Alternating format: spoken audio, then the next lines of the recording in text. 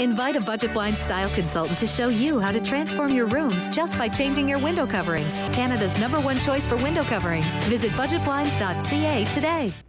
Serious crime in Canada is on the decline, but some types of crimes are difficult to fully measure because it's underreported. In Alberta, the I Believe You campaign is aiming to raise awareness on issues surrounding sexual violence and increase support for victims. Gerard Lampow explains in this report. Sure, why not? Students are posting selfies online to support victims of sexual violence. Stats Canada figures indicate women aged 15 to 24 experience the highest rates of sexual violence, with 1 in 5 female students at risk. Lakeland College is joining with other tertiary institutions across Alberta in the I Believe You campaign. With the awareness campaign, the hope is that it'll encourage people, because we know that there's a lot of underreported cases, that it'll encourage people to come forward and be able to come forward without having the fear of not being believed.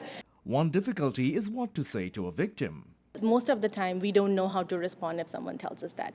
So I Believe You campaign, the least we can do is believe them.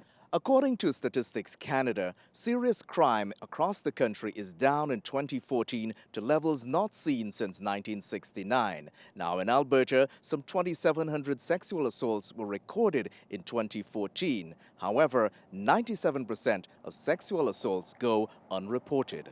I think it's really important to get it out not just to the students, but all over Alberta, that just these 3 simple words, I believe you, is what's most important when someone's disclosing sexual violence. You can support the campaign by going to the I Believe You website. So if you visit www.ibelieveyou.info, and there is a Thunderclap pledge. If you click on that and pledge, then Thunderclap will take your selfies of hashtag I Believe You from all your social media, Facebook and Twitter.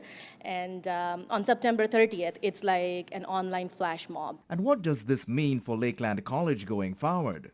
I want students to feel like they can talk about their sexual assault and that somebody's going to believe them so that they don't feel victimized. Gerard Lampow, Newcap News. The jail cells are coming out and the kids are moving in. The Lloydminster Community Youth Centre is changing venues. The youth centre bought the former RCMP detachment from the city for a bargain price of $1. Mayor Rob Saunders says he's proud of this historic transition and more than happy to repurpose the former detachment to the youth centre, stating this is a win-win situation for both the centre and the city of Lloydminster. The repurposing was a full buy-in from our council and management. The City of Lloydminster was 100% behind this initiative. We feel that it really fills a need in our community. The old RCMP building is almost 6 times bigger than the current youth centre at the Anglican Church, where they spent the last 6 years. Despite his gratefulness to the church for using their facilities, Youth Centre President Les Hansen is all too excited to make the move. We can't wait to get the paint on the walls and the carpet out and the new flooring in and open up our half and then start working on the second half. Hansen hopes to secure tenants for a portion of the building so the centre can generate some revenue. There is no set move-in date, but Hansen hopes to start renovations right away. Buick is teaming up with schools across the country to raise money for programs.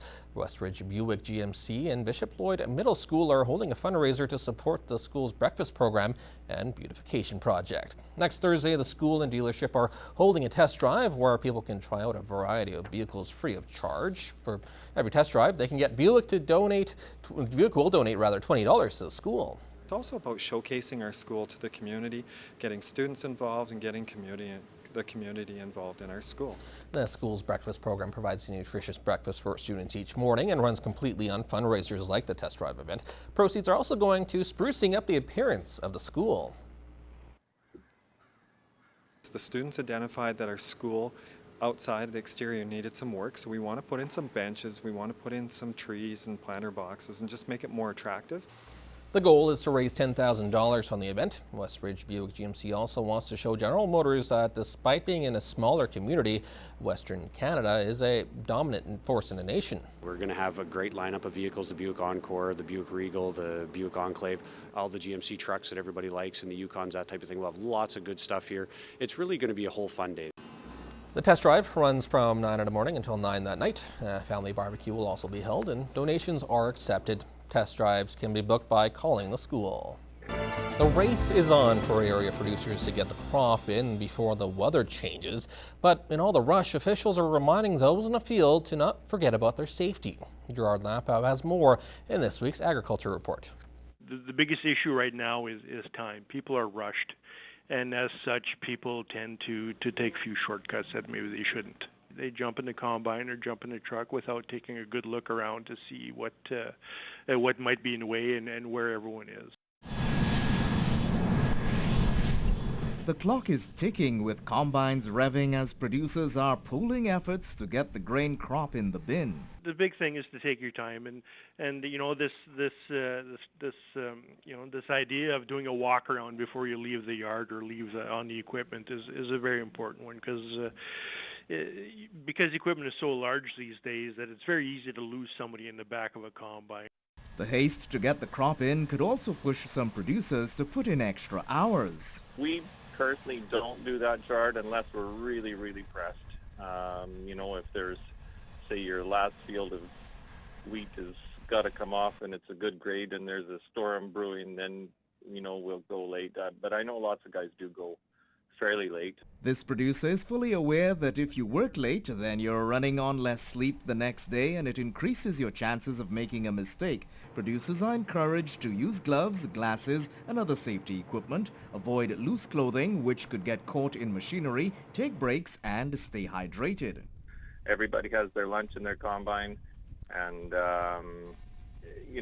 we stop to dump. I mean, there's some guys don't even stop to dump now with grain carts. The combine is rolling all the time, all day long. The combine's rolling.